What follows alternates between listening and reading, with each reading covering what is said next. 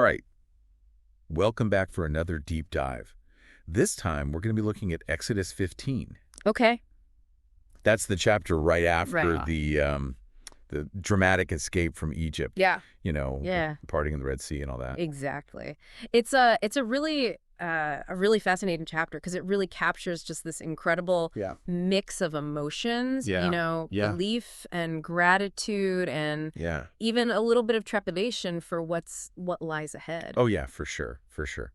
Well, it kicks off with that song, the Right. Song of Moses. Yes. And it's not just like a catchy tune. Right. It's really this outpouring of emotion as they're processing Yes. everything they've just experienced. Absolutely. And the language is so vivid. Oh, yeah. Lines like, "Thy right hand, O Lord, hath dashed in pieces the enemy," Wow. really convey just the magnitude of what they witnessed. It gives me chills just hearing it. Yeah. But I think beyond just the awe, Yeah. I'm struck by how this song functions as a form of communal processing. Right. They're all singing together. Right. They're sharing this experience as a group. That's such an important point because you think about it. Yeah. They've just escaped centuries of slavery. Wow. Yeah. I mean, that kind of trauma leaves a mark. For sure. But by singing together, they're transforming that trauma Yeah. into a source of strength and unity. It makes you wonder how we can apply that in our own lives. Right. You know, Yeah. how can we use storytelling, music, Yeah. or even just open and honest conversations Yeah. to work through difficult experiences and find meaning in them? Absolutely. And it's not just about processing the negative. It's Right. also about celebrating, Yeah. the victories. Yeah. The Song of Moses is really a joyous affirmation Yeah. of their newfound freedom. It is. It's a great reminder to take time to celebrate the good things, Yeah. even amidst the challenges. And speaking of challenges, Oh, the very next thing that happens is they come to Mara, and the water is bitter and undrinkable. talk about a mood shift. Right. I think after parting the Red Sea, things would be smooth sailing. Exactly, but that's not how life works. No. It really speaks to that, Yeah. that cyclical nature of human experience we were talking Mhm. about earlier. You have these moments of, Yeah.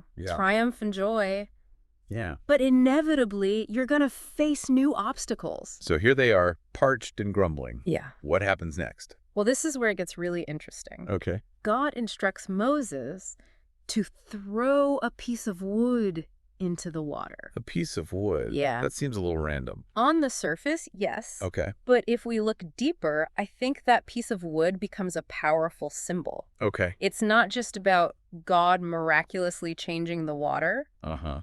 It's about God working through human action. Okay. Moses had to do something Right. to take that step of faith Yeah. in order for that transformation to happen. So it's not just passively waiting for a miracle. Exactly. It's It's about recognizing that we have a role to play in our own healing and Alright. transformation.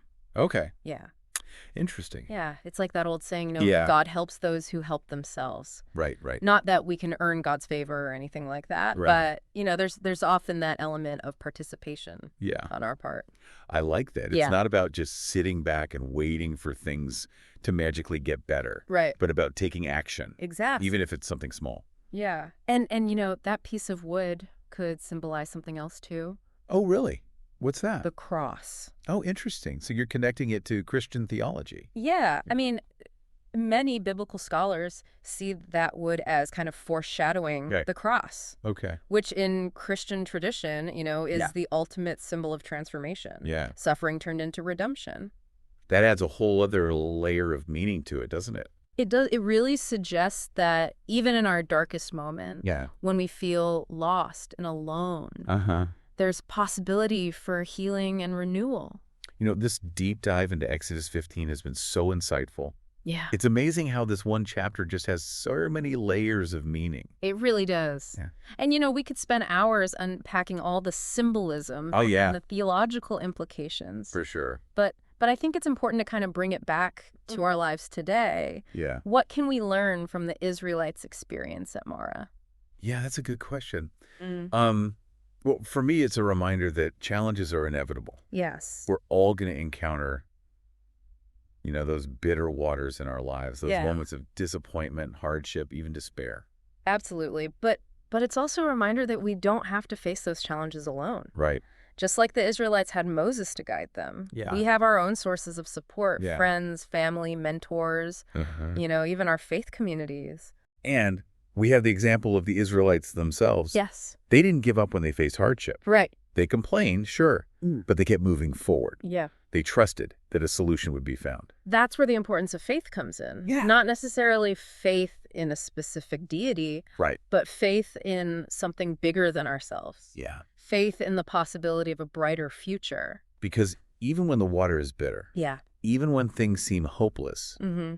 there's always the possibility of transformation. Exactly. And that transformation often begins with a simple act of faith, a willingness to take that first step, even if we don't know where it will lead us. Yeah, like throwing that piece of wood in the water. Right. They didn't know for sure if it would work, Right. but they trusted it was a step towards a solution. And that's what makes Exodus 15 so relevant, Yeah. even thousands of years later. Oh, for sure. It's really a blueprint, I think, for navigating the challenges of life, for finding meaning in our struggles, Yeah. and for embracing that transformative power of hope. We've covered a lot of ground today, Right. from that raw emotion of the Song of Moses Right. to that symbolism of the wood at Moriah. Yeah. Is there like one key takeaway Oh. you want listeners to remember from this deep dive? If I had to choose one, I would say this. Okay. Don't be afraid to embrace the bitter waters in your life. Yeah. Those challenges, those moments of hardship, they're not meant to break you. Right. They're opportunities for growth, for learning, for transformation. That's a powerful message. Yeah. And a reminder that even when things taste bitter, Yeah, there's always a chance for sweetness to emerge. absolutely. And sometimes all it takes is just a simple act of faith, Yeah. just a willingness to step forward into the unknown and just to set in motion that process of transformation. Well, this has been a fascinating deep dive into Exodus 15. It has been. Thanks for joining us. It's been my pleasure.